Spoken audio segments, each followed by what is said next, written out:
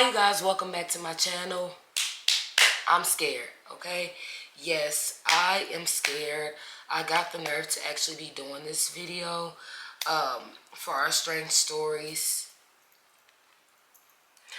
But yeah, okay, so this one is about the exorcism of Roland Doe, which is apparently the original exorcism that inspired the movie The Exorcist.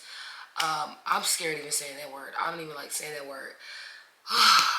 Now, I was told previously, back when I first started this channel, and I reacted to the exorcism of, was it Emily Rose? But y'all know the Exorcist movie, right? And in that video, I told y'all, as much as I like watching scary stuff, that movie, I do not play with. Like, I don't even want to sit down and watch that movie.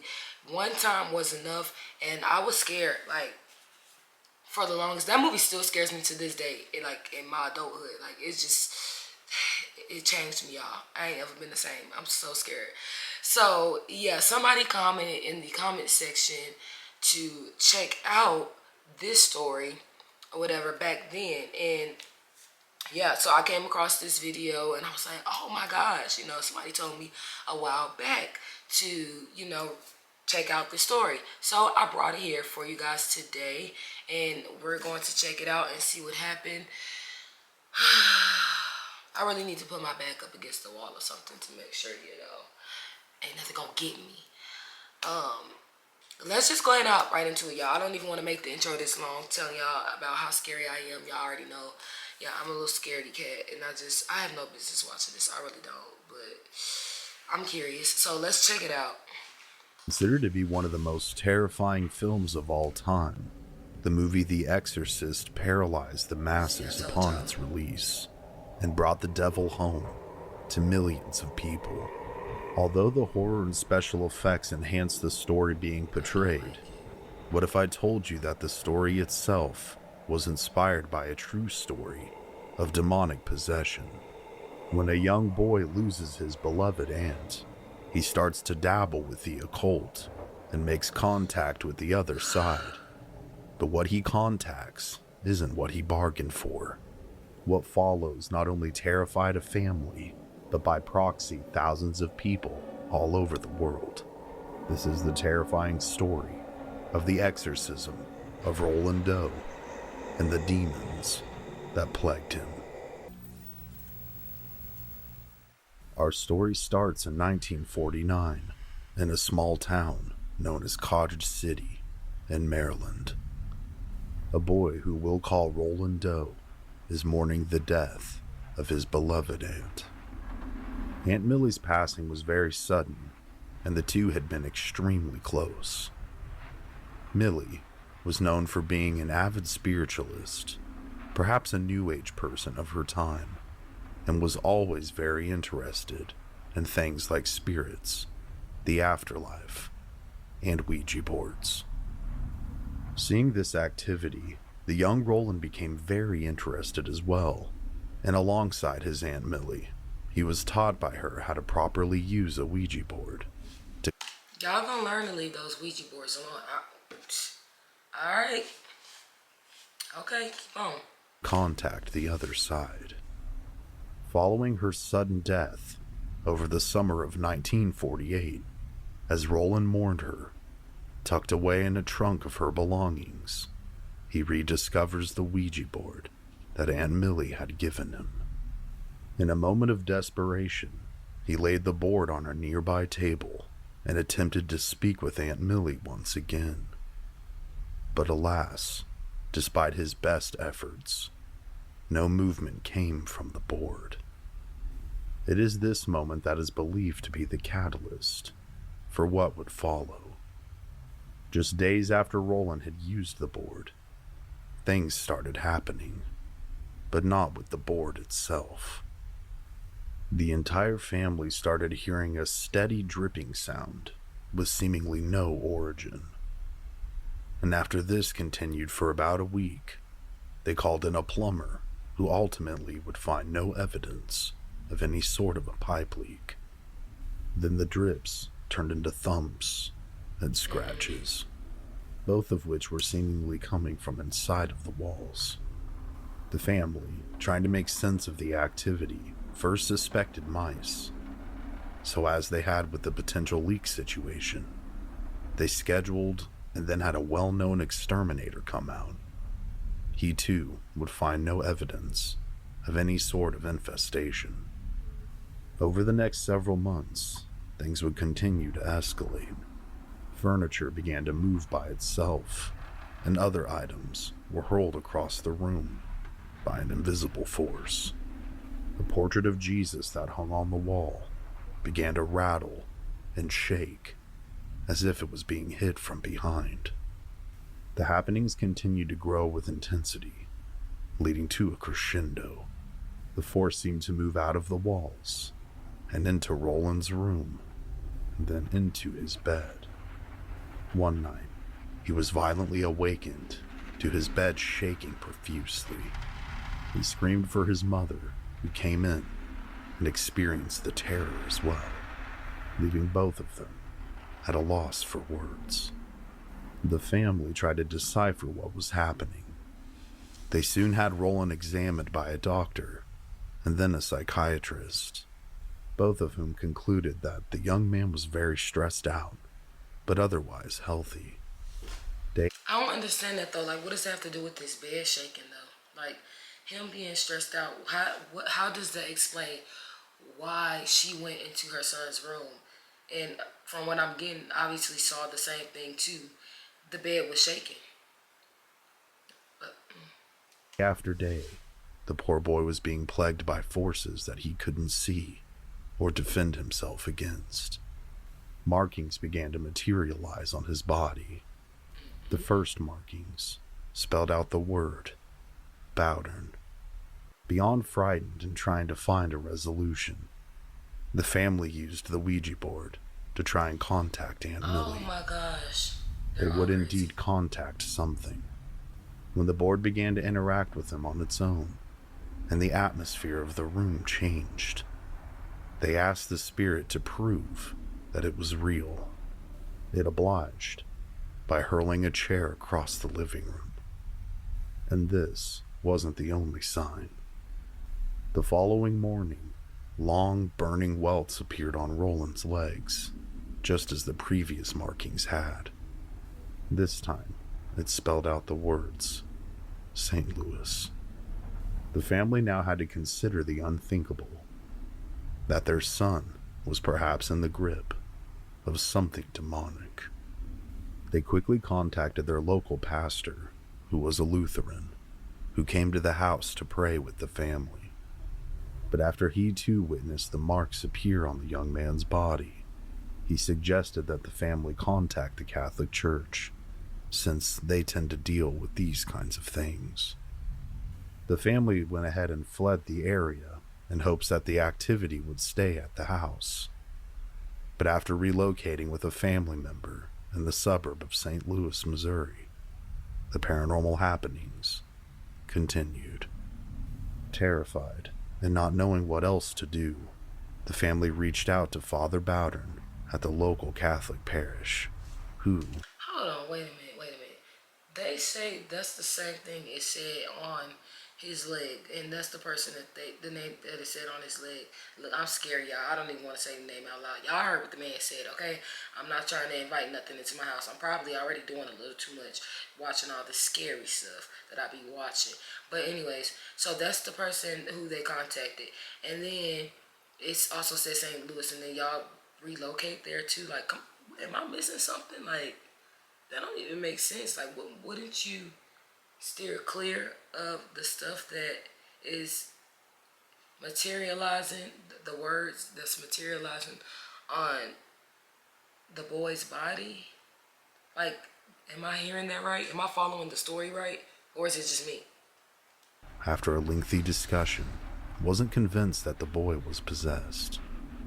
Bowdern, who was a World War II combat veteran, was a hardened man, very practical and religious, no doubt. Not convinced, but wanting to help ease the family's stress, he agrees to pray over the boy. In due time, he would arrive at the house, and he would also be joined by a fellow priest by the name of Raymond Bishop. After meeting Roland, they all decided to pray together, and to the priest's great surprise, as soon as the first several sentences of prayer were uttered, the boy began to scream that his chest was burning.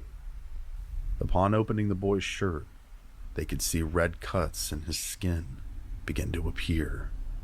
Now scared, the priest began to pray over the boy more intensely, lasting from about 11 p.m.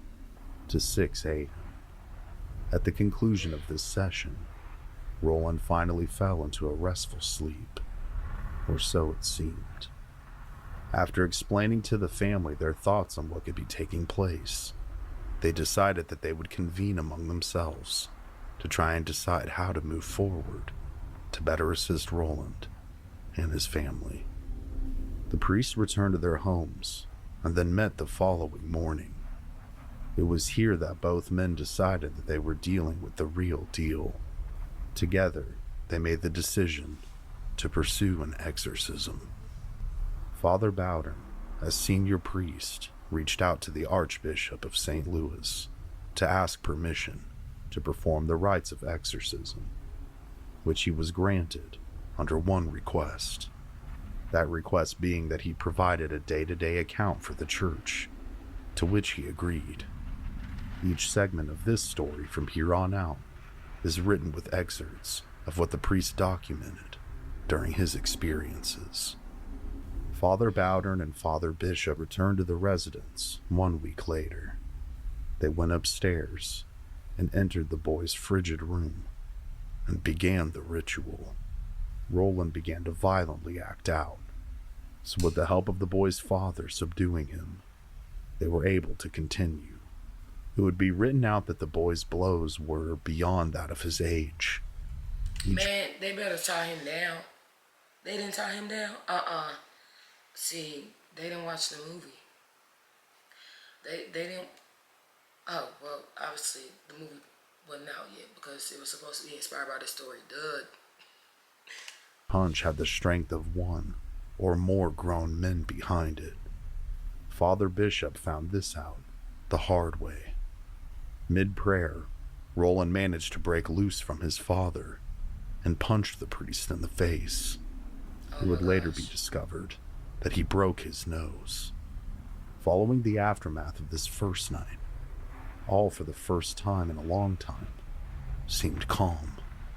The boy did not act out, but rather was unconscious and just peacefully slept. Perhaps, they thought, the prayers were beginning to work. Tie him down. However, that was until the priests left.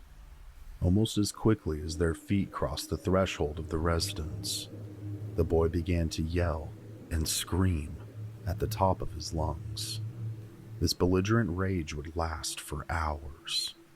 At the desperation of the parents, once they were able to recontact them, both priests returned as quickly as they could, and with the assistance of both the boy's father and now mother, they had no other choice other than to continue the ritual. Yeah, because I would have been on that phone so quick. As soon as he got the cut, oh my gosh, priest, get back over here now. Like, hurry up. He's out of control and I'm scared. I'm not going in there until you come back. Hurry up, get back to this residence. He's cutting up. He was acting. We need you to come back in here and help us, okay? Because, After hour, for approximately 4 hours, Roland screamed and contorted. Suddenly, the boy began to lurch as if he was going to throw up. He quickly asked for the window near his bed to be opened, which his mother did. he jumped out. Roland rushed to the window and vomited a thick, black-looking substance.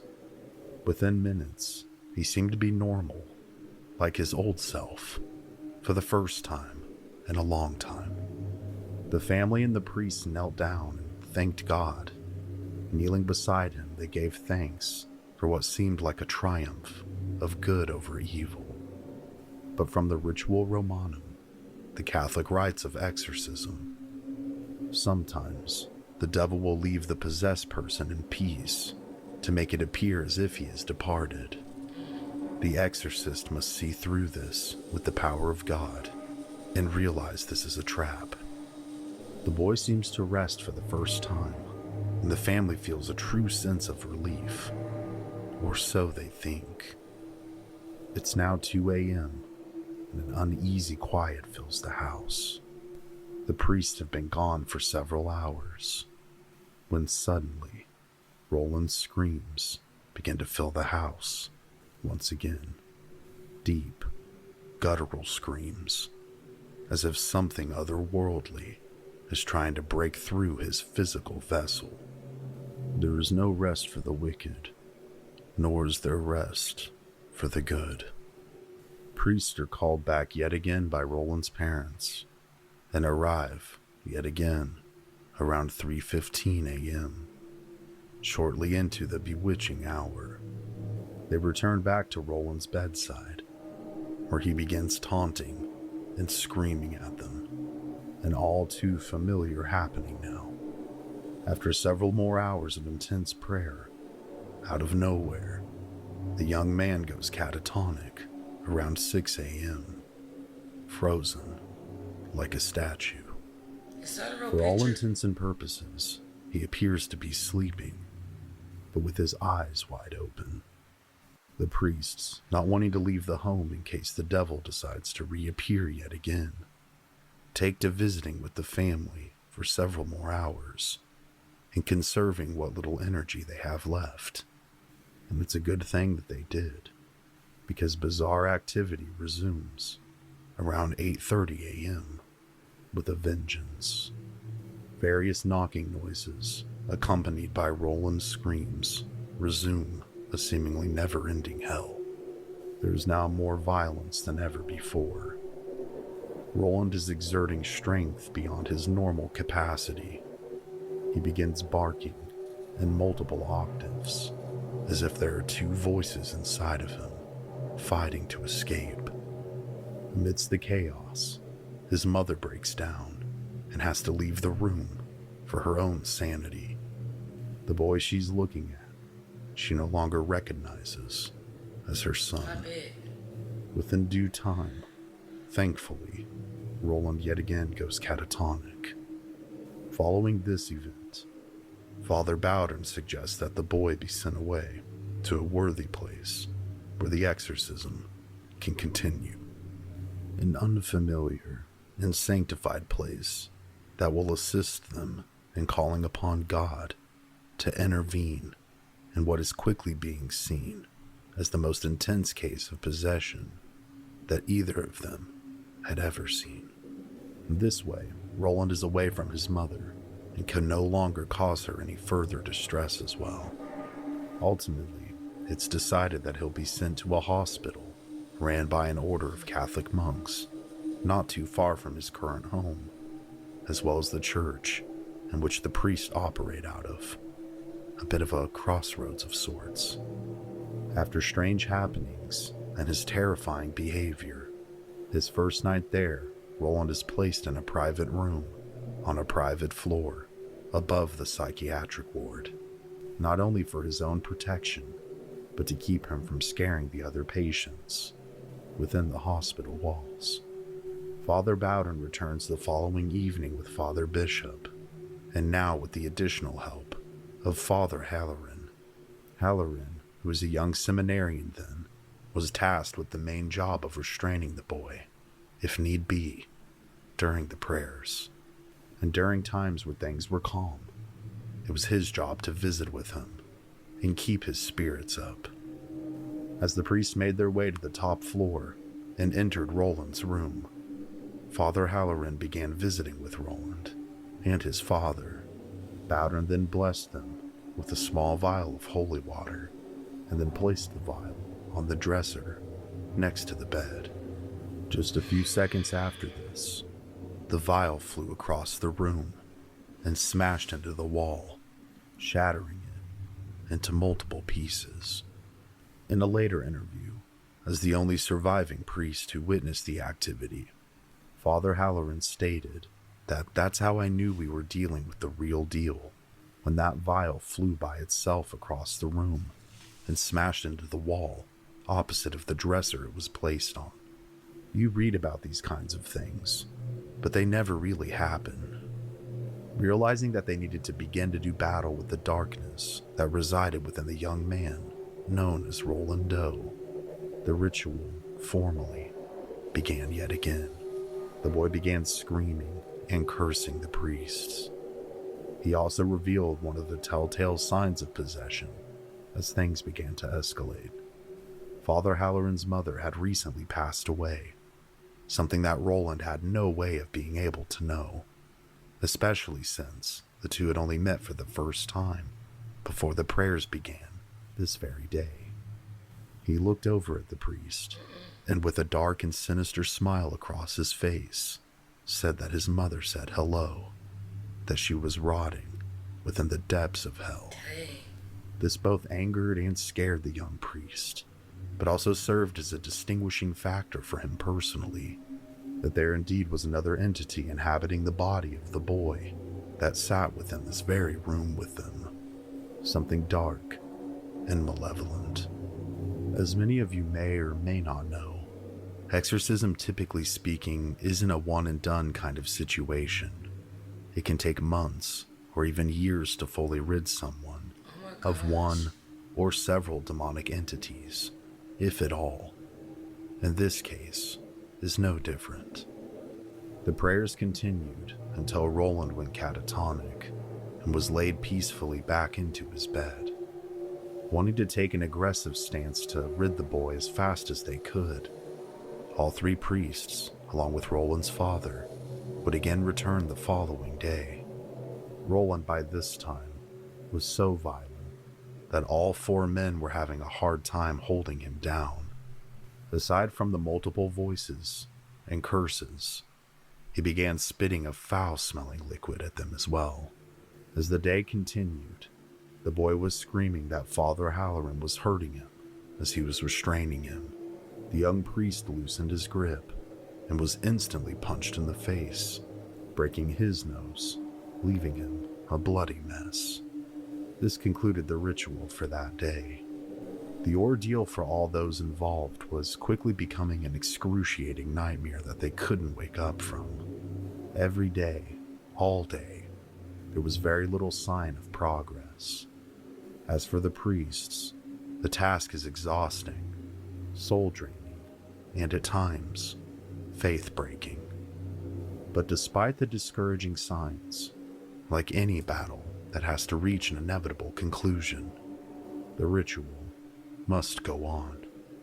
With each exorcism, Roland becomes more violent, more angry, and also begins spontaneously urinating on top of his other abhorrent behaviors. As more objects begin to move more regularly, as the paranormal manifestations continue. On day 18 of Roland being in the hospital, he asked for a pen and paper from the priests, and upon receiving it, he writes, "I am the devil himself, and within 10 days, I will give you a sign." Shortly after writing this down, he begins to scream as the Roman numeral 10 carves itself into the skin on his chest. Witnessing this, Father Bowden decides to baptize the boy to hopefully aid his crusade against the demons that plague him. The following day, with Roland's permission, he performs a baptism, which seems to calm him down. But this calm was all too short-lived. After just about 10 minutes, he returns to his fits of anger and curses. Night after night, the prayers continue, and night after night, the boy is still overwhelmed. Roland screams, and the word in capital letters is seen carved into his chest. Exit. Horrified, the priests continue on with their prayers. The devil now seems to be speaking through Roland's body, as he says, You need to say one more word, but you never say it. After the night's end at the hospital, the priests were puzzled as they pondered what this strange statement could have meant. But as they read through the book of exorcism, they realized that Father Bowdern was forgetting to read the word Lord time and time again. This not only frightened the men further, but also affirmed their suspicions as well. The following night, it was an ice-cold, rainy night. As the priests arrived at the facility, they could immediately sense that something wasn't right. From the parking lot, they could see that the lights on the floor that Roland was placed were flickering on and off, and in different rooms. As they checked in at the front desk, the clerk broke down in tears, trying to explain that things were especially bad, and that she was very scared. Yeah, who is a clerk working there? Like, you gotta be cut different to be working there, because ain't no way. As they approached the boys' room, they noted a strong sulfuric smell coming from inside. And unlike previous nights, as soon as they entered the room, Roland began cursing at them, but this time in fluent Latin, a language he had never been exposed to prior to the exorcism's beginning, let alone one that he should have been fluent in. He also had never displayed foreign tongues before. As the priests began the ritual again, Roland stated that this was their sign. Father Bowdern then commanded the spirit to prove itself. And as the words left the priest's lips, the boy smiled and touched the priest's purple vestments that were draped over his shoulders. They then burst into hundreds of individual fibers. Now with their worst fears realized, the priests began to pray harder than they had ever prayed before. During the struggle, Roland broke a bed spring and attempted to stab Father Bowdern, but thankfully was restrained before he could do so. He thrashed, urinated, threatened, and screamed in dual octaves. 5 hours into the prayers this night, he began to exhibit a new and frightening behavior. Before everyone's eyes, Roland tilted his head back and slowly began to float up and towards the ceiling. Before he could reach the ceiling, the men forced themselves to power through their fear and grab the boy, bring him back down to the bed, where new restraints were then placed, tethering him from further floating. After 7 grueling hours of fighting, praying, and nerve-wracking spiritual warfare, the boy gasped and exclaimed. He said he saw Saint Michael the Archangel use a flaming sword to drive the devil away, that he hit him and drove him back into the darkest abyss one could ever imagine. With these words, he fell silent and finally closed his eyes, truly and peacefully asleep. After this long and arduous night, what began over 28 days ago seemed to have finally been worth it. Roland slowly but surely returned to normal, and in fact went on to live a rather ordinary life. The records of the events from those 28 days were somehow leaked to the press and became an embarrassment for both the priests involved and the church. Father Bowdern had always regretted Roland's confidentiality being violated. William Peter Blatty, who had heard about the case, became extremely intrigued and reached out to the priest to discuss it with him. When asked about if he knew the whole thing was real or not, Bowdern replied, "I had no doubt about it then, and I have no doubt about it now, that what was in that room that night was the otherworldly source we call the devil in the flesh." William Peter Blatty took his inspiration from this case and wrote the book, The Exorcist. So was the possession case of Roland Doe a genuine one? It has in fact been considered to be one of the most substantial cases, if not the most substantial case, by the Catholic Church in the last 300 years in regards to the existence of satanic forces and the existence of demonic possession. By others, however, it was just an emotionally compromised adolescent who was acting out after the death of a close loved one. Acting out that much. But what do you think? Make sure to let me know down in the comments below. And if this case indeed was the real deal, those implications have far-reaching convictions in and of themselves, that the existence of true evil also implies the existence of true good. And I would say regardless, with the on-screen inspiration and then adaptation of The Exorcist, these deep-reaching questions were then brought forth to thousands, if not millions of people all over the world, perhaps leading to a wider impact than anticipated. I think a deeper moral of this story is that the occult is not only very real, and I can say that speaking from personal experience, that it is not for the non-experienced or the spiritually weak. You can never be truly sure of what you're communicating with. And for the majority of people, I would say this: just don't dabble. It will greatly benefit you if you don't, because you might just speak with something that may turn out to be your worst nightmare come to life. Ooh, I'm gonna be honest, y'all. I was so ready for that video to end. I'm not reacting to nothing that has to do with that type of subject again. I don't want to say never, because you never know. But it's just this in particular subject, it just scares me too much. Like, I was so ready for it to be done. Like, please hurry up. Oh my gosh, I'm so scared. Like, I had no business reacting to that. But y'all let me know what y'all think about this down in the comment section below.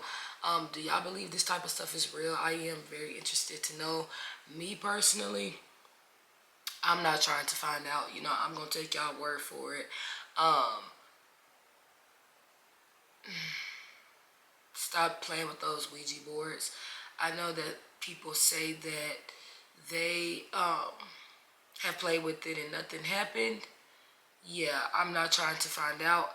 Apparently, according to my mom, she also played with it with her family members when she was younger, and claims that something in fact did happen. So yeah, me personally, no, I'm just gonna take y'all word for it. I'm just going to believe you. I don't want to find out. I'm good.